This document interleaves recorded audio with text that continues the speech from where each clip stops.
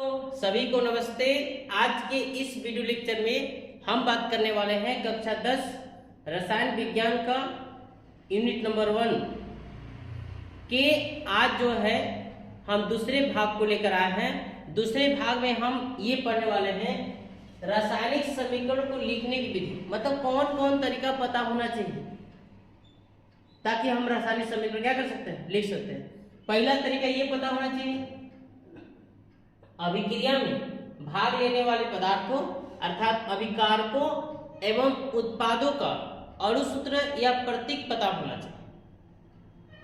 ऐसे जैसे मैं बोला कि बिना बूझा चूना को जल में डालने पर बूझा चूना प्राप्त होता है, तो पहले बिना बूझा चूना सूत्र पता होना चाहिए। तो बिना बूझा चूना सूत्र क्या होता है, CaO प्लस किस में डाल रहे हैं, जल में डाल रहे हैं। तो बिना बूझा चूना को जल में डालते हैं और बिना बूझा चूना कहाँ मिलता है, जैसे मार्केट में आप जाते हैं दीवार को पुताई करने के लिए जो ले जाते हैं चूना ना, वो बिना बूझा चूना होता है। और जब जल में डालते हैं उसको तो खौलने लगता है, बहुत ज्यादा मात्रा में ऊष्मा निकलता है। तो ऊष्मा निकलता है तो वो धीरे धीरे बिना बूझा चूना में कन्वर्ट होता है, बदलता है।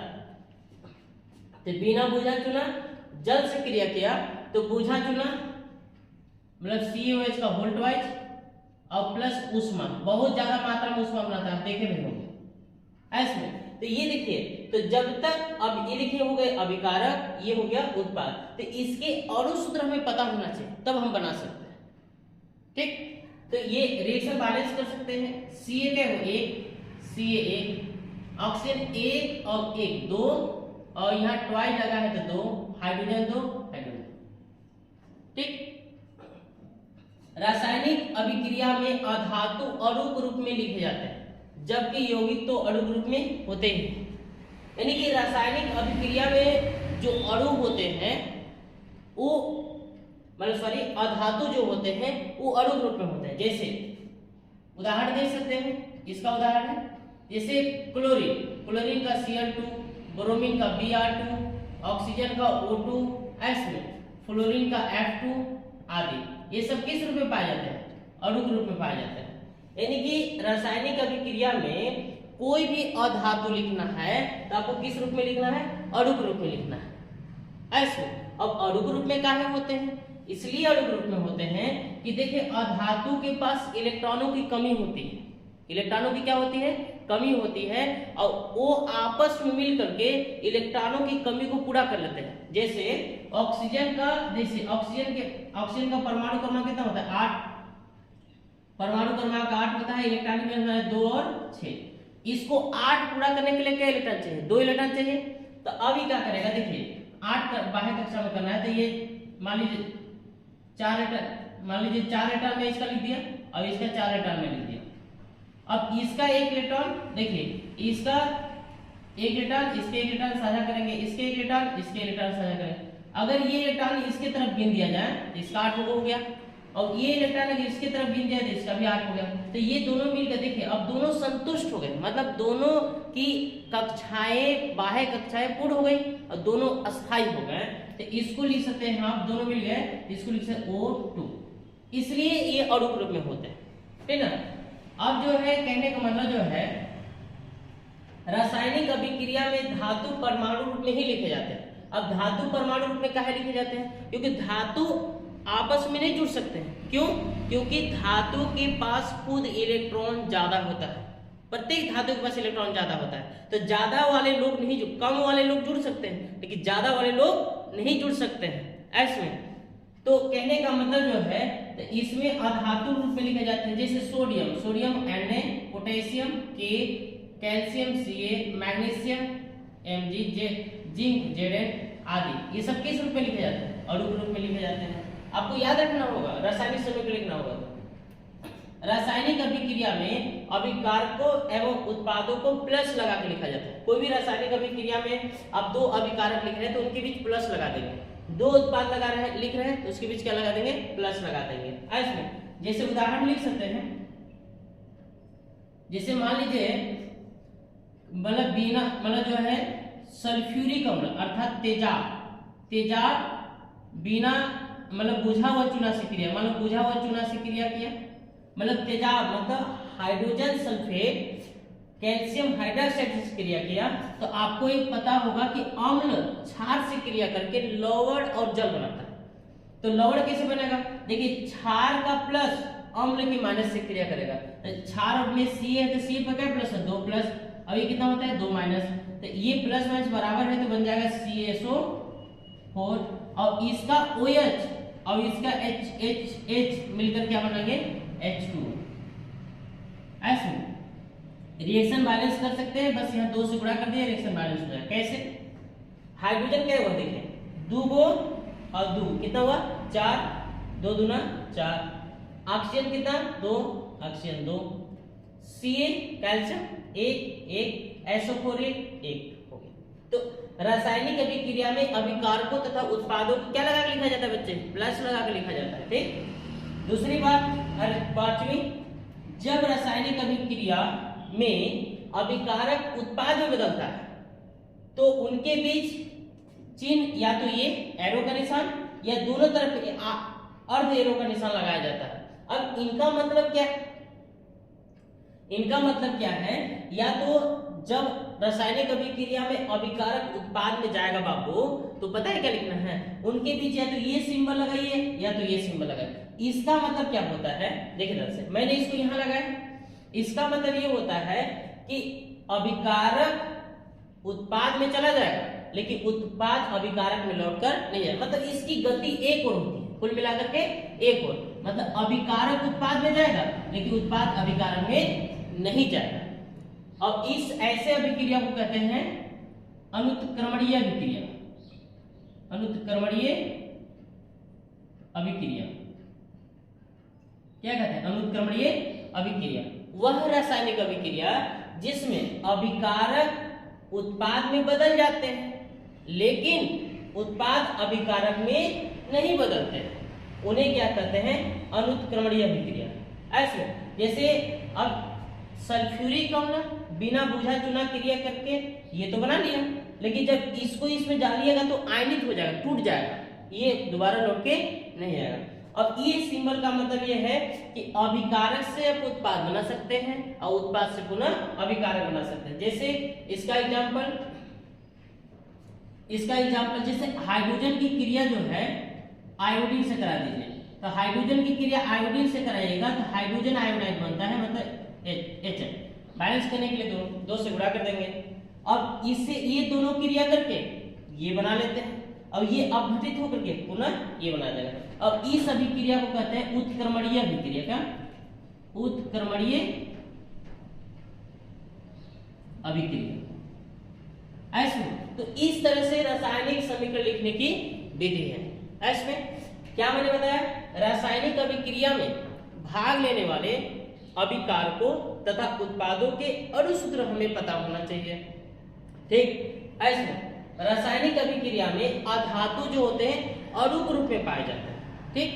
रासायनिक अभिक्रिया में जबकि यौगिक अणु रूप में ऑलरेडी होते ही, रासायनिक अभिक्रिया में धातु परमाणु के रूप में लिखे जाते हैं। जैसे सोडियम लिखना है N है, N2 नहीं, कभी संभव नहीं है, N2 से नहीं जुड़ सकता है। ऐसे रासायनिक अभिक्रिया में अभिकारकों तथा उत्पादों को भी, मतलब रासायनिक अभिक्रिया में अभिकारकों तथा उत्पादों के बीच प्लस का चिन्ह होना चाहिए, ठीक ना। रासायनिक अभिक्रिया में जब अभिकारक उत्पाद में बदलते हैं तो उनके बीच या तो एरो का निशान या दोनों तरफ एरो का निशान लगना चाहिए। इसका मतलब अभिकारक उत्पाद में जाएंगे, उत्पाद अभिकारक में नहीं आ जाएंगे, तो इसको कहते हैं अनुत्क्रमणीय अभिक्रिया।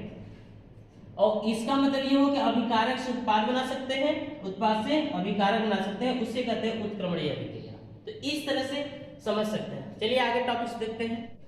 द्रव्यमान संरक्षण का नियम क्या कहता है, किसी रासायनिक अभिक्रिया में जितना आप अभिकारक लिए हैं अभिक्रिया के दौरान उतना ही उत्पाद बनेगा। सपोज के लिए कुल अभिकारक आप 100 ग्राम लिए हैं तो अभिक्रिया के दौरान उत्पाद भी क्या ग्राम बनेगा, 100 ग्राम ही बनेगा।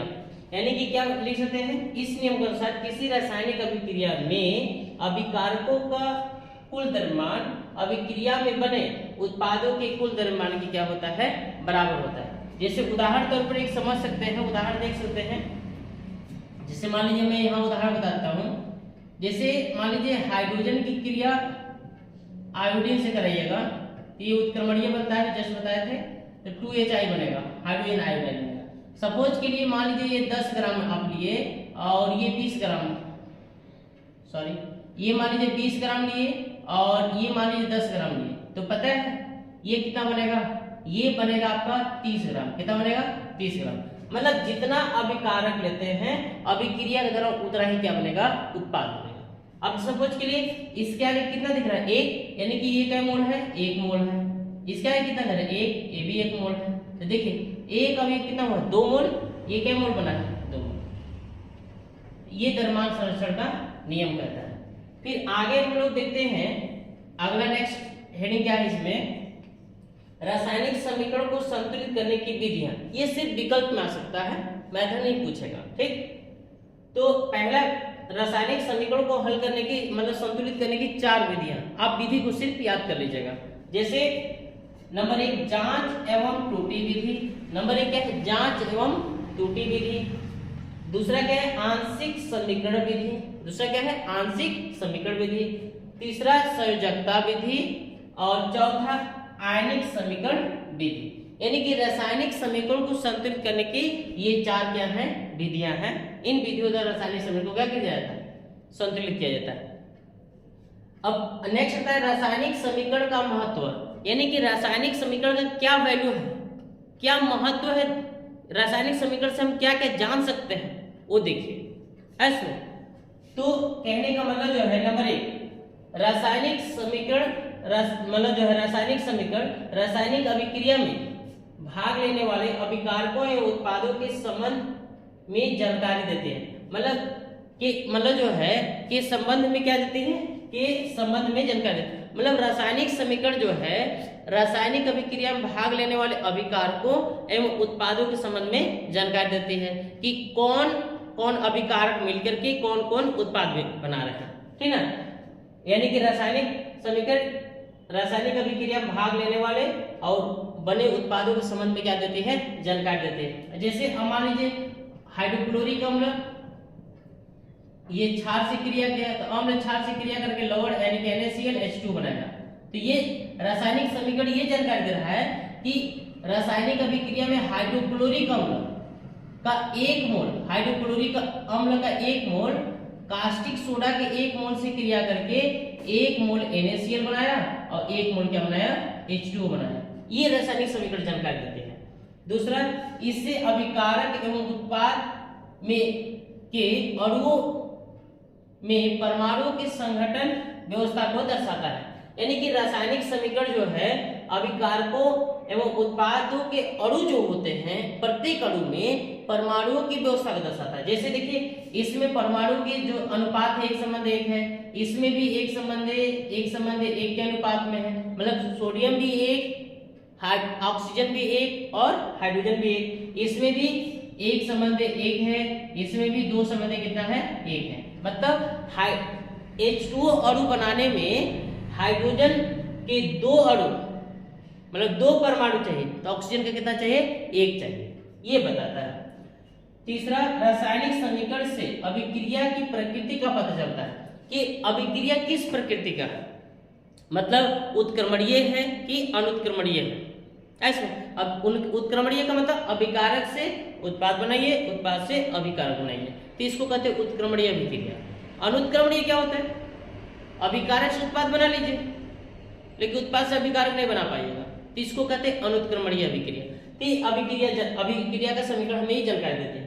लास्ट, रासायनिक समीकरण से रासायनिक अभिक्रिया में भाग लेने वाले गैसीय पदार्थों और अभिक्रिया के दौरान बने गैसीय उत्पादों का आयतन पता हो जाएगा, ठीक ना।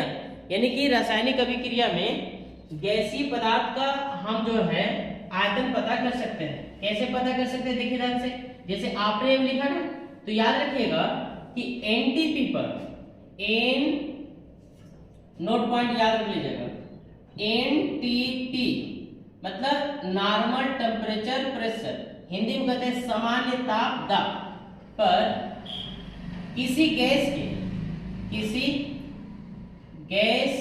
के 1 मोल का आयतन, 1 मोल का आयतन जो होता है 22.4 लीटर होता है, याद कर लीजिएगा।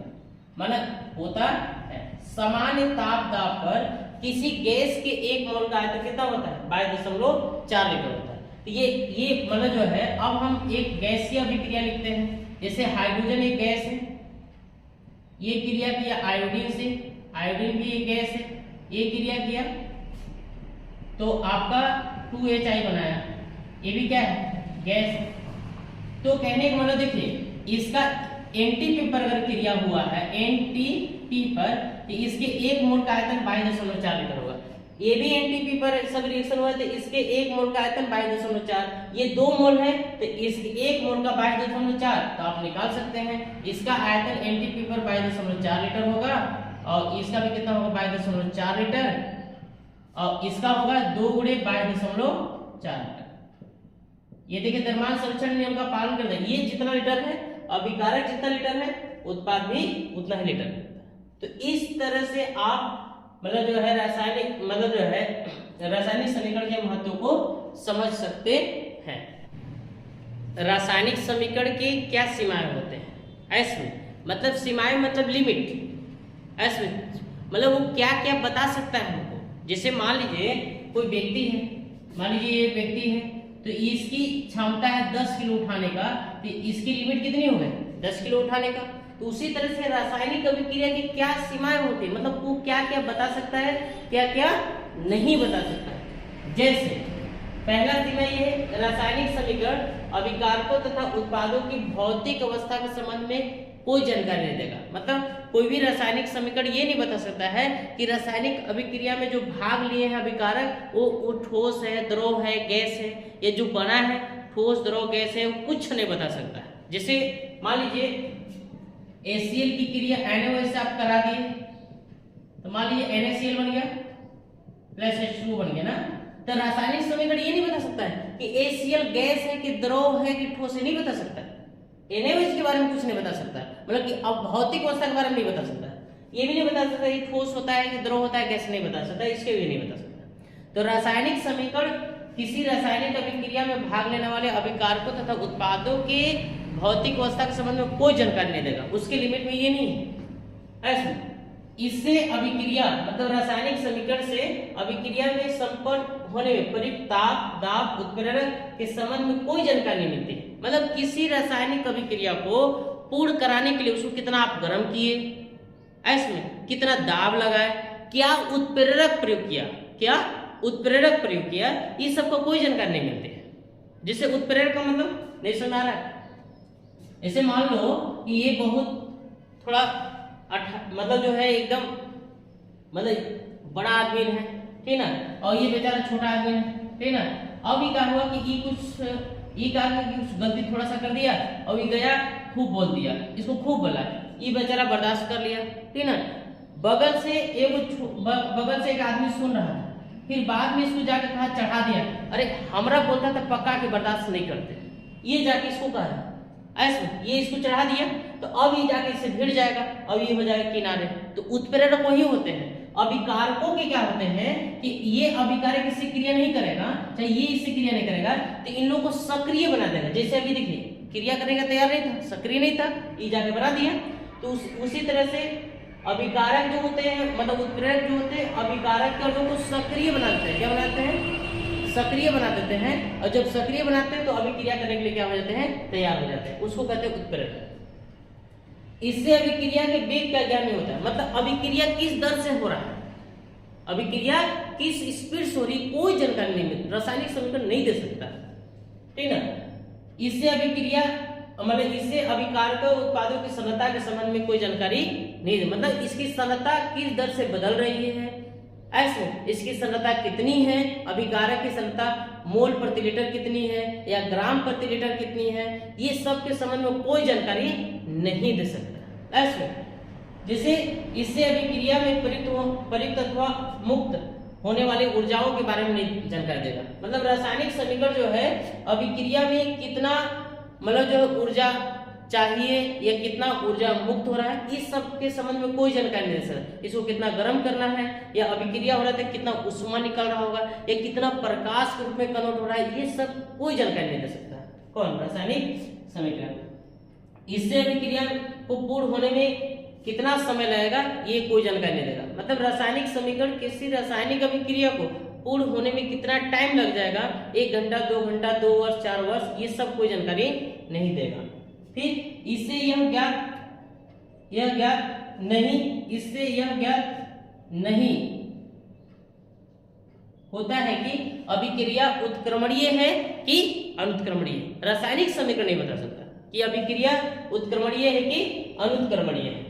तो इस तरह से ये रासायनिक समीकरण क्या थे? सीमाएं थे। आप याद कर लीजिएगा, परीक्षा के दृष्टि से बहुत इंपॉर्टेंट है। अगर वीडियो समझ में आया होगा तो इसको लाइक करिएगा, ज्यादा से ज्यादा लोगों के पास क्या है, अधिक से अधिक लोगों के पास क्या करिए, शेयर करिए।